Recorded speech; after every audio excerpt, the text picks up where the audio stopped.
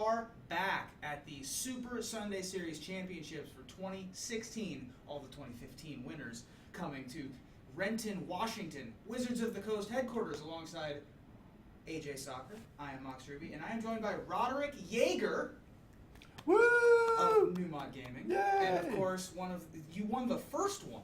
The third one? The third one. So you were an early qualifier for this here tournament. Absolutely. It was over a year between when I won and when this tournament actually happened. And how did you... I'm sure you were playtesting every minute. Oh, yeah, absolutely. Between, yeah. Absolutely. Sure. Non-stop.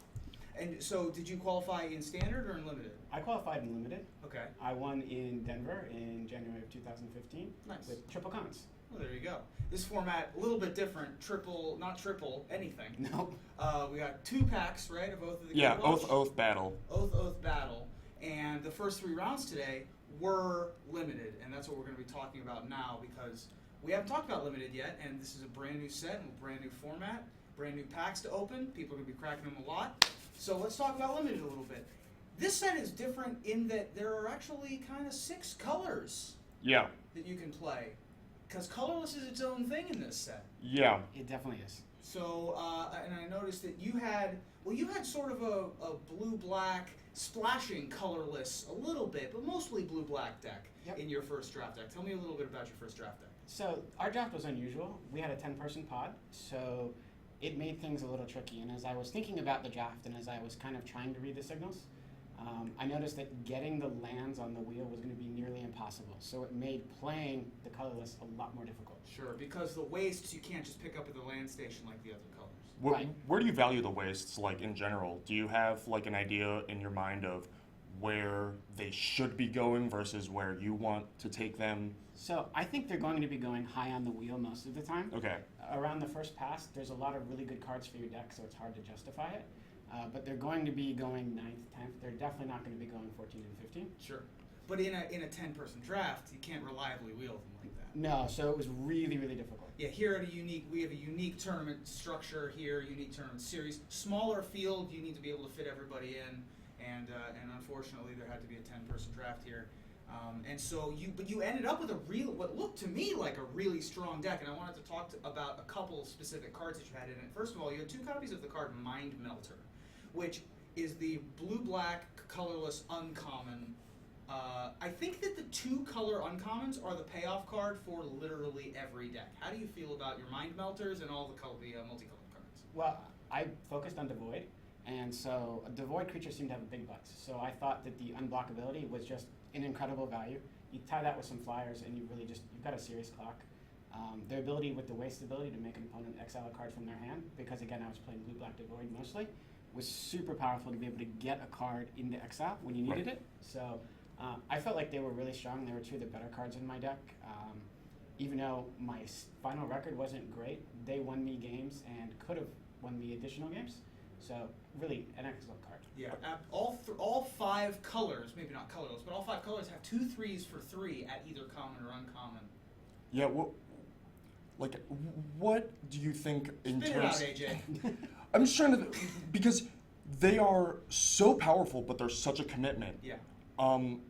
Do you think they're worth committing early, or do you want to stay open, and do you see maybe one of them 4th and then move in, or how do you evaluate those super powerful uncommons? So for me in my draft, I saw one go by and I let it go, and then 3 picks later I got my second one, which was my first one, and I did happen to get the second one on the wheel. Wow. But I assumed that blue-black was most likely going to be open because I was seeing a ton of really good black cards.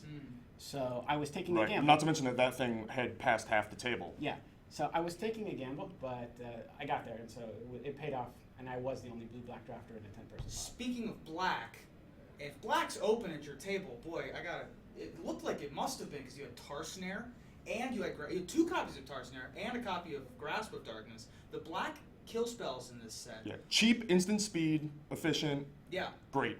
There's only one. There's a colorless and a red shock. I forget the name of it. Yeah. But other than that, it's all sorcery speed removal, really. Yeah.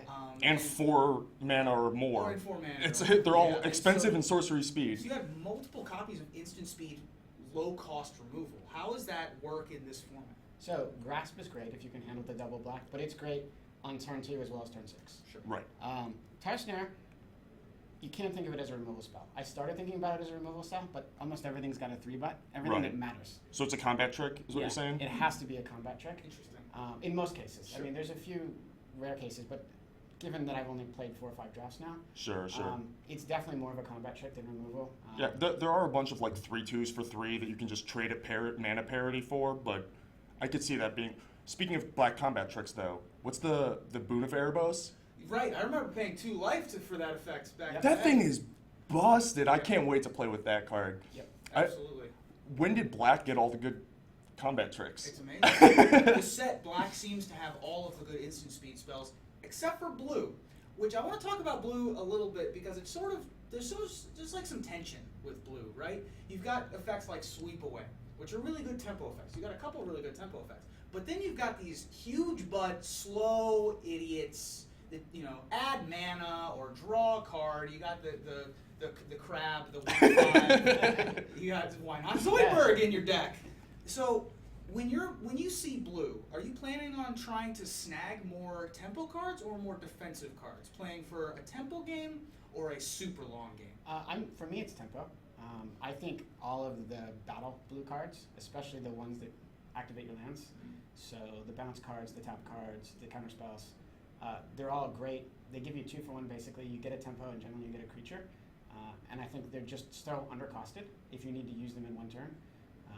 I was able to kill one of my opponents by paying 1 blue to bounce a creature, playing 2 black to kill a creature, and then be able to attack. And he thought there was no way that with 3 mana I could remove his entire board. Yeah, of course. So, It's going to be tough to do in standard, let alone limited. Yeah, doing 2 things in a turn is one of the most underrated things in limited Magic. Especially with the surge mechanic. Yeah, It's such a big deal in absolutely. this format. Yep. So I know you haven't done a ton of drafts. You haven't played a ton of limited, but on a scale, let's do a scale of 1 to 6, right? Because colorless has to be a color now. Yep. What do you think is the most powerful color in the format? That's tough. If I were drafting and had my choice, I'd still go with blue. I think blue is still the best, but I think everything has gotten a little bit better. There are much better aggro decks. White has gotten a lot healthier. Green has become playable, though it wouldn't be my first choice. Still not great. Still Yeah. not great, but playable. There are definitely some, like green-white aggro is a real thing. I saw some games yesterday where they were able to drop the 3/1 guys who get first strike when they attack, and then put counters on them with combat tricks, and it just ran people over. Yeah, support is a big thing that they're trying to support. In Yeah. the most recent, you see what Oh. they're trying to make green-white work. Green was not good in the most recent limited No. format. The green-white support deck reminds me, and this is a bit of an overstatement, but it reminds me of Travel Preparations deck from Innistrad, where it's just like make some guys, and then the efficient way that they scale and like your pump spells sort of have haste because you put them on the things and then attack right away. That's sort of how I see those support decks playing out. Like you want to curve out, and then as they start to try and outclass your guys, then you support past them and keep bashing. Absolutely, that's the game plan at least though. But I remember a lot of decks were a top deck of Travel Preparations with no creatures or 1 creature in play and just be the saddest of pandas. Yeah, and with support, when you're faced with a bunch of cheap tempo cards and instant speed removal, it becomes like Tar Snare and Sweep Away. Exactly. It's almost like they designed it like right. that. It's a big investment, but it's a big payoff if it works, and I really like that. Speaking of big investment / payoffs, one thing I've noticed about blue, I haven't played much, so I'll defer to you, but it seems the blue devoid cards, or the blue cards that activate with the colorless mana, are the weakest without the colorless and have some of the best abilities. Absolutely. The 1/3 for 2 that you pay 1 colorless to tap is bonkers. It's so incredibly powerful. Yeah, and it's great if you can activate it, and not good at all if you can't. Yeah. Whereas, like, it has the lowest ceiling, the highest ceiling with the lowest floor. Right. Whereas the white cards are sort of. It's fine. a 3/3 for 3 Exactly. that also then has this great blink ability. But even if you can't activate it, this seems to be a very aggro format right now. So just a 1/3 on turn 2. Is a 3-butt like good enough? It seems like it right now. Okay. It really does. There's a lot of 2-power and 3-butt things out there, and 1-power and 3-butt things. So just having that early 1/3-butt stops a lot of stuff. Interesting. Well, we'll have to see how this format develops because it seems like a lot of people have ideas, but no one has hard theories yet. Right. So we're going to need a few more months to really try to hammer it down. I mean, if Sam Black can 3-0 with 4-color, we'll call it, 3-color with colorless, splashing for a Too dirt easy. more, Too easy. then we probably haven't solved the format. Quite yet. No. Enough about limited. What I want to talk about are dragons, specifically Numot dragons, specifically Numot Gaming. I like that guy. Both of you are wearing the same sweater. Oh, which this is embarrassing. so embarrassing. One One of us should changed. have gone home Oh, and changed. humiliating. Tell me a little bit about how Numot Gaming came to be, how you guys got attached to the project. Well, I kind of pushed Kenji into it, and it's a little bit my fault, but... How dare you? Yeah. So I met Kenji 9-10 months ago at a GP, and I just asked him, what his plans were. He had done a 1-year live stream challenge, and it was pretty impressive, and he went from not being able to make a living to making a very comfortable living doing that, and I was very impressed. So I encouraged him to get more interested in creating his own space and his own niche in the Magic world, besides just being a streamer. So we're building a community, hopefully, where people can come and play and get more involved in Magic Online and the streaming business. Kenji posted a post, I think yesterday, talking about exactly why he wanted to do this, why he wanted to be involved. Great read. Yeah, so Check I it recommend out. everyone, check it out. And so recently, AJ, you also became attached to Numot Gaming. How did you become involved? By sheer dumb luck. No, yeah, when... Classic AJ. Yeah, well, Kenji and I go back a ways. I remember when I would, raid his chat with my chat when I had like 400 people and he had like 20, and now I can't even stream when he's live because he just is just this black hole. Everybody wants to watch the Numot, including me. So, yeah, I am such a fan of what he does, and we go way back. And then he had this project, and I happened to be looking to make content and not really having a place for it. Sure. And I'd already met Roderick at GP Vegas. Actually, GP Denver, where I won the Denver, Super that's right. And yeah, so Nice it was callback. it was just the perfect storm, and the three of us are working really hard, and I don't know, I like what we're doing. Sure. And if you guys are interested in Numot Gaming, you should go to numotgaming.com. Any other interesting or any other facts you want people to know about? Well, I think that, when you go there, it's going to be a different experience. We're not selling cards. We're not in the business of Magic. We're in the business of making Magic more interesting. Whether it's just Magic people, Yeah. not Magic cards. Sure. Yeah, so there's some neat loot there if you're interested. If you're not, watch a stream, follow him, watch AJ's stream, see what's going on in the Magic community, ask questions, get involved. And if you happen to be a subscriber, there's going to be some really interesting, cool stuff for all of the subs on the channels. So just wait and see. So we're going to cut back. What's your record? 2 and 3. 2 and 3. So probably 100% dead for top 8. Mhm. Might still be playing for some prizes here. Nah, well, No? everybody gets something, but I'm Everybody probably gets something. Sure. Yeah, everybody will walk away with at least a box. Sure. But I'm probably dead for the money. But that's okay. I'm But having a great time. Yeah, it's a great experience. This is such a fun environment here. Oh yeah, And thank you so much for joining us here. pleasure. Appreciate it. Nice to see you Roderick guys.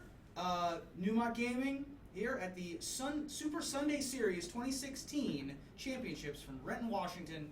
For AJ Soccer, Roderick Ioerger, Mox Ruby. See you soon. Thank you guys. Thank you.